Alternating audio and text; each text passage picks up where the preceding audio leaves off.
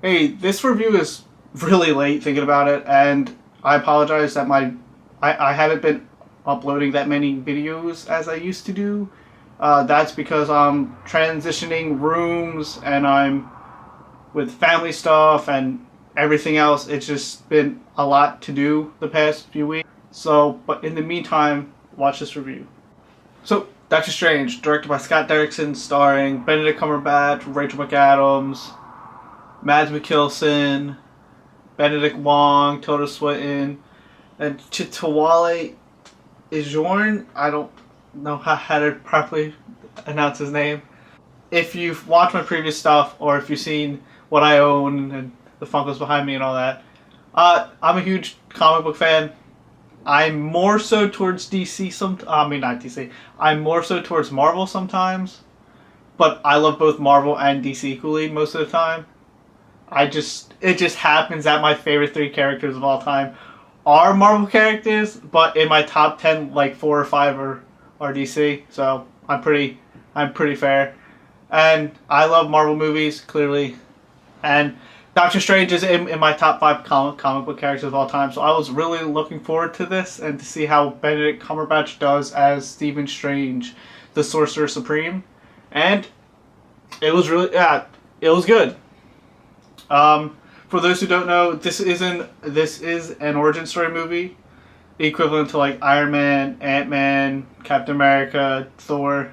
It's Stephen Strange becoming Doctor Strange, becoming this Sorcerer Supreme, and for the most part, the story is the world's best surgeon, and his own arrogance basically loses his hands. He can't use his hands due to nerve damage. So he goes to try to find more mystical ways to heal himself that medical procedures can't fix.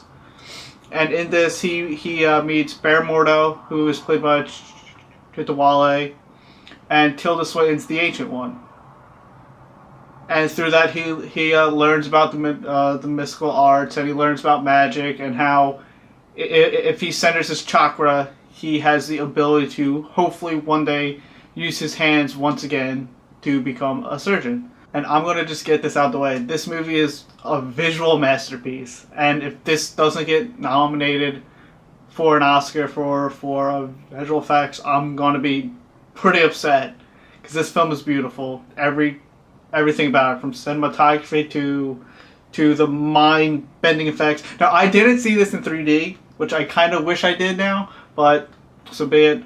Apparently, it's pretty good in 3D.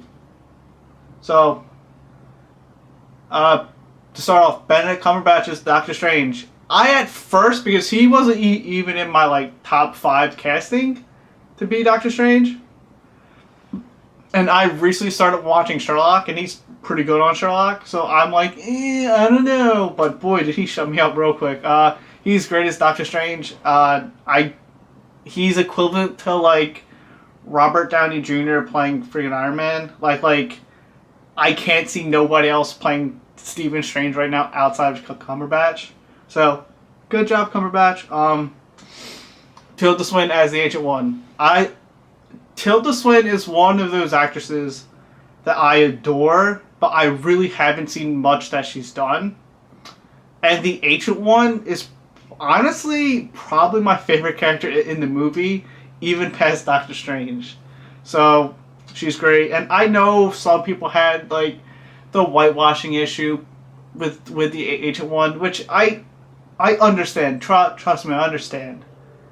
But sometimes you just have to put that in the back of your mind while watching the movie and really enjoy it for what it is. Because I've been seeing people give it like 2 out of 10 stars, 3 out of 10 stars.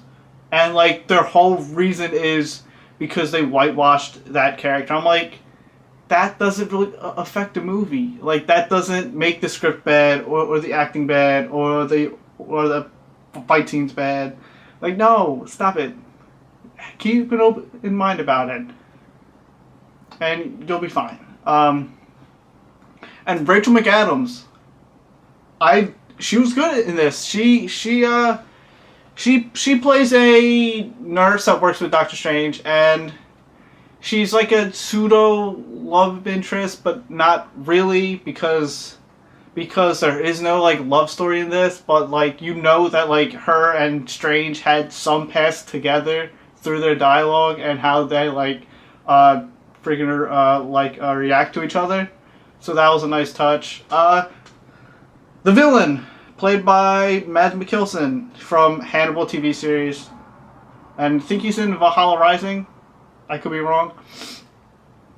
And I know some people claim, oh, Marvel has bad villains outside of their shows and stuff.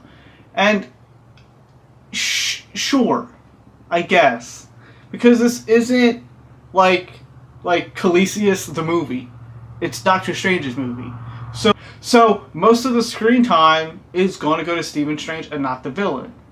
So you can't really build up these villains the same way you would build up the like the hero character. And is Khaleesi a bad villain? No. Is he a great villain? No. He's just okay. But don't get me wrong, there are some really wonky storylines from the books that they could use for sequels, and the money that this film raked in, it's guaranteed to get a sequel probably. So do it, Marvel. And of course, there's little Easter eggs to other Marvel characters, Marvel films, and there are actually, I think, a few plot twists in this. So those who don't know the comics are going to be surprised. And the film does set up a much grander scheme of things for the magical realm in Doctor Strange. So if Marvel wants to, they could easily do a Doctor Strange 2 and 3, which I'm hoping they do, because this film deserves it. And Scott Derrickson, who directed it, I pray he comes back for 2 and 3, because he nailed it. So yeah, if you like previous Marvel films, you're gonna just love Doctor Strange. There's no doubt about it. You're gonna love it. If you like magic in films, you're gonna love this. If you like acidy, mind-bending, warping films, you're gonna love Doctor Strange. In that case, go see Doctor Strange. Do it now. Thanks for watching. Feel free to like, comment, and subscribe.